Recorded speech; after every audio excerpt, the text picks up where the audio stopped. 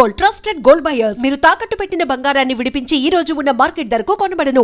అదే బండ్ల గణేష్ గారు అనగానే ఇంకా అంటే ముఖ్యంగా కనబడేది కాంట్రవర్సీ. బట్ మీరు అన్ని ఇంటర్వ్యూలలో ఎన్ని నిజాలు చెప్పారో లేదో తెలియదు, కానీ ఈ ఇంటర్వ్యూలో మీరు అన్ని నిజాలు చెప్పబోతున్నారు. పక్కా నేను ఆల్మోస్ట్ అన్ని ఇంటర్వ్యూల్లో నిజాలే చెప్పాను, ఒకటి రెండు అబద్ధాలు చెప్పుండొచ్చు, తర్వాత రిలీజ్ అయ్యాను. ఇంకా ఇప్పుడు అన్ని మీతో మన అన్ని నిజాలే మాట్లాడుకుందాం. Okay, very good. Okay, first of all మామూలు జనరల్ కొన్ని క్వశ్చన్స్. అసలు బండ్ల గణేష్ ఎక్కడి వాళ్ళు? షాద్నగర్లో ఉంటారని తెలుసు. బేసిక్ అసలు మీ ప్రాపర్ మీ నేటివ్ ఎక్కడ అండి? నేను పుట్టింది గుంటూరు డిస్టిక్ అండి, పొన్నూరు దగ్గర తెలగాయపాలెం ఒక విలేజ్. ఓకే, మా ప్రాపర్ అది, మా పుట్టుక. ఓకే, నేను ఏజ్ ఆఫ్ 10 months, నా 11 నెలల్లో 1 year లోపు అక్కడి నుంచి మేము కర్ణాటక వెళ్ళిపోయాం. ఓకే, కర్ణాటకలో రాయచూరు డిస్టిక్ సింధనూరు దగ్గర మా ఫాదరు వ్యవసాయం చేయడానికి మా అన్నయ్యని నన్ను తీసుకొని మా మదర్ తల్లితో, అంటే అక్కడ గుంటూరు జిల్లాలో బతకలేక, ఓకే, ఓకే, చిన్న ఫ్యామిలీలు అక్కడ బతకలేక కర్ణాటక వెళ్ళి అక్కడ పత్తి వ్యాపారం చేసేవాడు, పత్తి వ్యవసాయం చేసాం. ఓకే, అక్కడి నుంచి 1983 షాద్నగర్ సెటిల్ అయిపోయాం. ఇప్పుడు మా షాద్నగర్లోనే అంతేగా మా మా కర్మభూమి అన్నీ మాకు షాద్నగరే ఇంకంతే. అంటే ఏంటి ఒక విధంగా మీరు అక్కడ నుంచి వలస వచ్చిన వాళ్ళు అనుకో. అంతే, వలస వచ్చిన వాళ్ళమే కదా, వలస వచ్చిన వాళ్ళం షాద్నగర్లో సెటిల్ అయిపోయిన వాళ్ళం. ఎందుకు ఆ ప్లేస్ పర్టికులర్ సెలెక్ట్ చేసుకున్నారు మీరు? ఇక మా నాయనకి తెలుసు అది. అప్పుడు ఎందుకు షాద్నగర్ పౌల్ట్రీకి పెడదామని ఇది ఉంది. 1983-84లో మా ఫాదర్ 2000 బర్త్స్తో పౌల్ట్రీ స్టార్ట్ చేశారు. అక్కడి నుంచి అప్పుడు నేను 6th class ఎంత ఉన్నాను. అక్కడ పౌల్ట్రీలో ఇప్పుడు మీరు ఆల్మోస్ట్ నెంబర్ 1 లాగా. తెలంగాణ స్టేట్లో మేమే నెంబర్ 1 అండి, ఇండియాలో నెంబర్ 2. ఓకే, అవార్డు కూడా తీసుకున్నట్టున్నారు. అవార్డు మేము పౌల్ట్రీలో మేము నెంబర్ 1 సార్. మా ప్రొడక్షన్ కానీ ఏమైనా మేము డైలీ మాకు 20 లక్షల గుడ్లు వస్తాయి. ఓకే, హైదరాబాద్ స్టేట్లో రోజుకి ఒక 70-80 లక్షల గుడ్లు తింటే అందులో 20 లక్షలు మా గుడ్లే, హైదరాబాద్ సిటీలో తినే గుడ్లు. స్పెషల్గా మీరు ఓన్ ఫ్యాక్టరీ అండ్ ఓన్ అన్నీ అసలు పౌల్ట్రీలో మాకు మేము ఒక రకంగా లేయర్లో వీఆర్ డిక్టేటర్స్. ఓకే, హైదరాబాద్లో మేము శాసిస్తాం రేటు కానీ ఏమైనా కానీ. Very good, very good. Okay, and me education ఏంటి? ఇంటర్మీడియట్ ఫెయిల్ అయ్యా సార్. అవునా? అంటే ఎడ్యుకేషన్ చాలా పూరా లేదా? అసలు చదువు వచ్చేది కదా, మరి ఏం చేయమంటారు. 6th, 7th, 8th అప్పటి నుంచే షాద్నగర్లో ట్రైన్ ఎక్కి హైదరాబాద్ వచ్చి, హైదరాబాద్లో అప్పుడు ప్రతిఘటన సినిమాలు ఆడుతుండేది. అప్పుడు దీపక్ థియేటర్ అని ఒకటి ఉండేది, కాచిగూడలో కుమార్ థియేటర్ అని ఒకటి ఉండేది. షాద్నగర్లో ట్రైన్ ఎక్కేవాళ్ళం దొంగతనంగా, దిగేవాళ్ళం. సినిమా అక్కడ ఒక పాన్ షాప్లో బ్యాగ్ ఇచ్చేవాళ్ళని, వచ్చి సినిమాలు 2-3 చూసి సాయంత్రం టైంకి ఇంటికి వెళ్ళిపోయి స్కూల్ నుంచి వెళ్ళినట్టు ఇంటికి వెళ్ళేవాళ్ళం. చదువేం వస్తుంది ఇంకా అది. ఓకే, ఇప్పుడేంటి మరి ఆ మిస్సింగ్ అంతా పిల్లల మీద చూపిస్తున్నారా? పిల్లలు ట్విన్స్ అని విన్నాను. అవును, నాకు 2 పాపలు 1 బాబు అండి. 2 పాపలు? 2 బాబులు 1 పాప. 2 బాబులు ట్విన్స్. వాళ్ళని బాగా చదివిస్తున్నట్టున్నారు. బాగా చదువుతారు సార్ వాళ్ళు. వాళ్ళు బ్రహ్మాండ స్కూల్ ఒక్కరిజిలో చదువుతారు, వాళ్ళు బాగా చదువుతారు వాళ్ళు. Okay, okay. అండ్ ఆర్టిస్ట్ కంటే మీరు ఆర్టిస్ట్గా అయ్యే కంటే ముందు మీరు మేనేజర్గా చేసినట్టున్నారు. నేను బేసిక్గా 10th class అయిపోయినాక హైదరాబాద్ వచ్చే సార్, ఏజ్ ఆఫ్ 15, నా 15 సంవత్సరం. 10th వచ్చి మధు ఫిల్మ్ ఇన్స్టిట్యూట్లో ట్రైనింగ్ అయ్యా. Okay, 1 year. I'm student of Madhu film institute. Okay, student అయిపోయినాక యాడ్లో మీద ఎప్పుడు ఫోటో కనబడదు? ఎవరో శ్రీకాంత్ గారు, శివాజీ రాజా గారు వీళ్ళందరూ కనబడదు, మీ ఫోటో ఎప్పుడు కనబడదు? వాళ్ళకి మన ఎదుగుదల గుర్తించలేదేమో ఇంకా. అది మన తప్పు కాదు. నేను మధు ఫిల్మ్ ఇన్స్టిట్యూట్ స్టూడెంట్ నేను. ఓకే, తర్వాత మధు ఫిల్మ్ ఇన్స్టిట్యూట్ అయిపోయినాక మళ్ళీ పోయి ఇంటర్మీడియట్ చేశా షాద్నగర్. మరీ చిన్నపిల్లోడ్రా నువ్వేంద్ర నాయన అన్నారు. పోయి ఇంటర్మీడియట్ చేస్తే అన్నీ ఫెయిల్ అయ్యా, అన్నీ ఫెయిల్, ఇంక్లూడింగ్ తెలుగు. ఒక కామర్స్ ఏదో ఒక దాంట్లో పాస్ అయ్యా. ఇది అయ్యే పని కాదురా అని చెప్పి మళ్ళీ వచ్చి ప్రొడక్షన్ మేనేజర్గా జాయిన్ అవుతాం. ఇండస్ట్రీలోనే ఉండాలి. నాకు ఫ్రెండ్ ఉన్నాడు రమేష్ రెడ్డి అని. ఓకే, చిన్న చిన్న వేషాలు వేసాడు, ఇప్పుడు కూడా నా ఫ్రెండే. ఓకే, రమేష్ రెడ్డి ఇద్దరం కలిసి మేము అందరం రూమ్లో ఉండేవాళ్ళం యూసఫ్గూడలో. నేను రమేష్ రెడ్డి, వినోద్ బాలా అని మేమందరం కలిసి రూమ్లో రూమ్మేట్స్ మేమందరం. తర్వాత అట్లా జీవితం స్టార్ట్ అయిపోయింది. మేనేజర్గా స్టార్ట్ చేశాను. తర్వాత సిఎల్ నర్సారెడ్డి గారి దగ్గర, కేఎస్ రామారావు దగ్గర, అదే క్రియేటివ్ కౌన్సిల్ అందరి దగ్గర వర్క్ చేశా. ఓకే, వర్క్ చేయటువంటి వాళ్ళని డబ్బులు ఇచ్చేవాళ్ళు కదా, నేను తీసుకునేవాడిని కాదు. వర్క్ చేసి ఇండస్ట్రీలో ఉండాలి. మా ఎక్స్పీరియన్స్ పని చేసేవాడిని అంతే. ఓకే, అంతే కదా ఎక్స్పీరియన్స్ పని. అంటే మీరంతా ఒక రేంజ్, అంటే ఏమంటారు, ఫైనాన్షియల్గా ఒక రేంజ్ చూసిన వాళ్ళు. అంటే అంతకుముందే మేనేజర్గా జాయిన్ కాకముందే మీరు ఒక ఫైనాన్షియల్గా బాగా. మేము ఎప్పుడు ఫైనాన్షియల్గా నేను ఇబ్బంది పడింది లేదు సార్. బాగా మంచి వెల్ సెటిల్ అంటే అబవ్ యావరేజ్ ఫ్యామిలీ. మా నాయన అప్పుడే వచ్చి నాకు రూమ్కి వచ్చి 2000 1000 ఇచ్చిపోయేవాడు పాపం.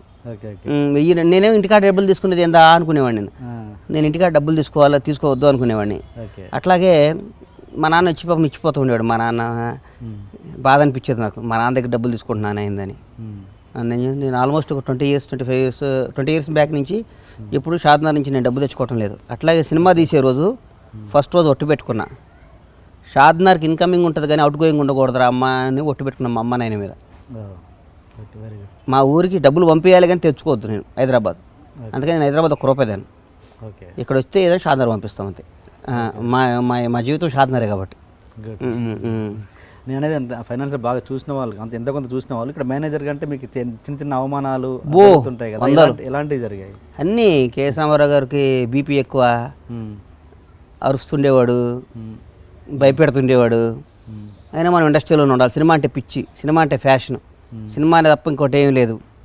ఇక షాద్నగర్లో అందరికీ అప్పుడు ఇన్స్టిట్యూట్లో జాయిన్ కాలేదు, బండ నాగేశ్వరరావు కొడుకు సినిమా యాక్టర్ అంటారా అనేది మా వాళ్ళని మా కొద్దిగా ఎక్కిరింపులు, ఈడు పోయి హీరో అవుతాడా, యాక్టర్ అవుతాడా, అది అవుతాడా, ఇది అవుతాడని.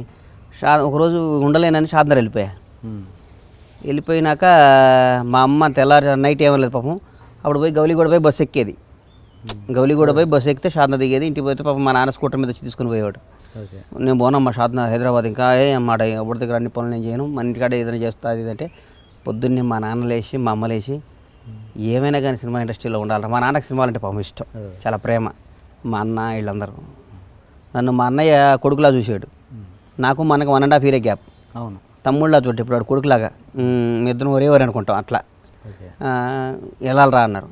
సరే వచ్చే దీని అంత చూద్దాంలే అని వచ్చాను. వచ్చినాక కృష్ణారెడ్డి గారు, శ్రీకాంత్, నేను వినోదం అంతకుముందు మేము ఫ్రెండ్స్, ఇన్స్టిట్యూట్ కదా శ్రీకాంత్, అక్కడి నుంచి మేము ఫ్రెండ్స్. శ్రీకాంత్ ద్వారా కృష్ణారెడ్డి గారు, వజ్రం సినిమాకి నేను మేనేజర్ని.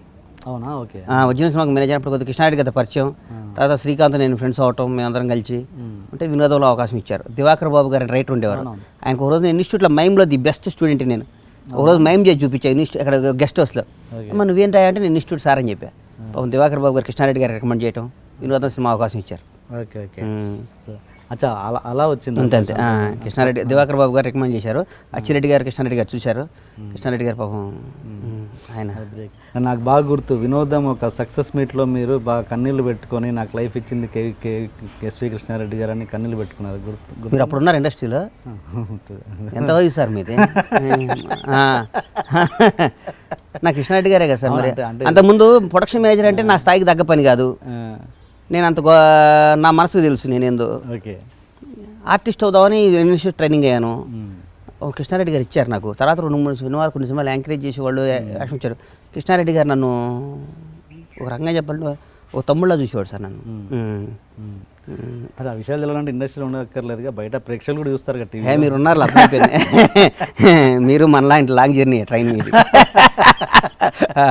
ఓకే. నేను అనేది నా క్వశ్చన్ ఏంటంటే, అంత బాగా అంటే అప్పుడు ఎట్లా మాట్లాడారంటే అసలు నా తండ్రి గురువు అన్నీ ఈయనే, నాకు నా జీవితం ఇచ్చిన గురువు అన్నట్టు మాట్లాడారు.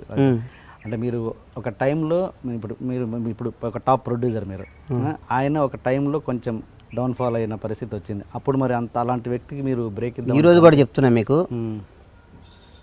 ఈరోజు కూడా కొన్ని లక్షల మంది ముందు ఉన్న ఎక్కడున్న కృష్ణారెడ్డి గారు కనపడితే ఫస్ట్ వెళ్ళి నేను కాళ్ళు దండం పెట్టుకుని ఆశీర్వాదం తీసుకుంటా అని నేను చెప్పా. గురుగారు నాకు ఒకటే కోరిక, నా పరమేశ్వర ఆర్ట్ ప్రొడక్షన్స్లో మీ డైరెక్షన్లో ఒక సినిమా తీయాలి సార్. ఓకే. అని నేను రెగ్యులర్ టచ్లో ఉంటా. ఆయన పాపం చేద్దాం అంటున్నారు. నేను ఒక మంచి రీమేక్ కోసం చూస్తున్నాను సార్. ఓకే. నాకు కృష్ణారెడ్డి గారి డైరెక్షన్లో నా బ్యానర్లో ఉంటూ నాకు గౌరవం. ఆయనకి నేనేం హెల్ప్ చేయటం కాదు, నాకు గౌరవం. ఓకే. నేను సన్నాఫ్ బండ్ల నాగేశ్వరరావు ఎట్లా చెప్పుకోవాలో, గణేష్ కృష్ణారెడ్డి గారు మనిషి అని చెప్పుకోవాలి. నాకు అది ఆయన అంటే ఆయన అంత గొప్ప మనిషి ఆయన. గుడ్. అందుకోసం ఆయనకి నా బ్యానర్లో తప్పకుండా ఆయనతో సినిమా చేస్తా.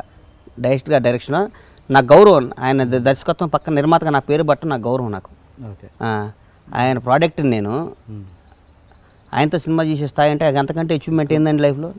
నాకు అది ఉంది, అది జరుగుతుంది. అది గుడ్. మరి అండ్ మీ ఇంట్లో నేను రాగానే చూశాను, రామనాయుడు గారి ఫోటో ఉంది. ఏంటి ఆయన మీద స్పెషల్ రెస్పెక్ట్? రామానాయుడు గారు అంటే సార్ నంబర్ 1. ఆయన నాకు రోల్ మోడల్ సార్. ఓకే. ఆయన పిల్లల్లాగా నా పిల్లల్ని నేను చేయాలని, ఆయనలాగా నేను స్టూడియో కట్టాలని, ఆయనలాగా సినిమాలు తీయాలని. ఇంకో విషయం చెప్తున్నా, ప్రేమ ఖైదీ అని ఒక సినిమా మా ఇన్స్టిట్యూట్ అయిపోయిన టైంలో ప్రేమ ఖైదీ అని ఒక సినిమా వచ్చింది ఈవి గారిది. ఈవీ గారి డైరెక్షన్లో. నేను పూరి జగన్నాథ్ గారు పూరి మేమందరం ఆ సినిమా జూనియర్ ఆర్టిస్టులుగా వెళ్ళాం. ఓకే. జూనియర్ ఆర్టిస్టులుగా పూరి గారు కూడా. పూరి మేమందరం ఇన్స్టిట్యూటే కదా అవును. సార్ మా చరిత్ర ఈరోజు గొప్ప సార్. మేమందరం గతంలో మేమందరం కృష్ణానగర్ యూసఫ్గూడ బస్తీల్లో తిరిగి బస్సులు ఎక్కి సత్యం థియేటర్లో సినిమాలు చూసి ఎక్కడ సికింద్రాబాద్ నుంచి మన యూసఫ్గూడ దగ్గర నడుచుకుంటూ వచ్చి రవీంద్ర భారతి దగ్గర నుంచి యూసఫ్గూడ దగ్గర నడుచుకుంటూ వచ్చి పడుకున్న రోజులు మాకు అన్నీ తెలుసు. మేమందరం ఫ్రెండ్స్. ఇలా ఎవడ అదృష్టి వాడు బైక్ వచ్చాం అందరం హ్యాపీ. రానాళ్ళు కూడా ఉన్నారు, వాళ్ళని చూసి కూడా మనం ఏం చేస్తాం ఎవడ ఫేట్ ఆడతారు అనుకుంటాం. మేమందరం జూనియర్ ఆర్టిస్ట్గా చేస్తే ఆ రోజుల్లో నాకు ఆయన 1150 రూపాయలు ఇచ్చారు నాకు. ఫస్ట్ నా జీవితంలో నేను సంపాదించిన డబ్బులు రామారెడ్డి గారి డబ్బు. 1150 రూపాయలు నా జీవితంలో మా ఏజ్ ఆఫ్ 16. ఓకే. 1150 రూపాయలు సంపాదించా. పట్టుకున్నా. రామానాయుడు గెస్ట్ హౌస్లో డబ్బులు ఇచ్చారు.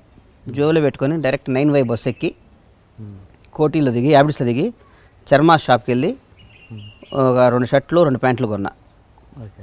ఇంకా 750 మిగిలినాయి. అక్కడి నుంచి వైభవ్ అని షాప్ ఉండేది కోటిలో.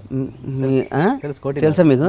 వైభవ్ షాప్కి వెళ్ళి ఒక చీర కొన్నాక 400 రూపాయలు 500 మిగిలినాయి. 400 300 మిగిలినాయి. వెళ్ళి గౌలిగూడ వెళ్ళి బస్సు ఎక్కి షాద్నగర్ వెళ్ళా. మా అమ్మకి చీర ఇచ్చా. ఈ బట్టలు నేను కొనుక్కున్నానని చెప్పాను. చర్మాసి 400. నాకు రామానాయుడు గారు అంటే అంత ఇష్టం. ఆయన 2 రోజుల్లో చనిపోతాడన్నా కూడా టెంపర్ సినిమా అన్ని అక్కడ సురేష్లో చేస్తే ఎరా జాగ్రత్త బాబుతో బాగుండ్రా బాగుంటే వెంకటేష్ బాబు గారు సురేష్ బాబు బాబుతో బాగుండ్రా బాబుతోనే ఉంటుండ్రా అట్లా చెప్తూ ఉండేవాడు. ఓకే. నాకు ఎందుకు నాయుడు గారు అంటే ఇష్టం. అందుకని ఆయన ఫోటో ఎప్పుడు మా ఇంట్లో ఆయన చూస్తుంటే ఇప్పుడు. ప్లస్ మా ఫాదర్కి నాయుడు గారు అంటే పిచ్చి. ఎందుకంటే మా ఫాదర్ చిన్నప్పుడు నాయుడు గారు మా ఊరు వచ్చేదంట. మా నాన్న మా వయసు ఎప్పుడు నాయుడు గారు మా వడ్లు వ్యాపారం చేస్తాం మా దగ్గరికి వచ్చేదంట. ఆ ఏరియాలో మా నాన్న మా నేటివ్ ప్లేస్ ఏరియాలో రామానాయుడు గారు అంటే ఒక దేవుళ్ళలాగా. అది కొంచెం లోపల ఉంటాం. అది రామానాయుడు గారి మీద మోసం అంతే ప్రేమ నాకు.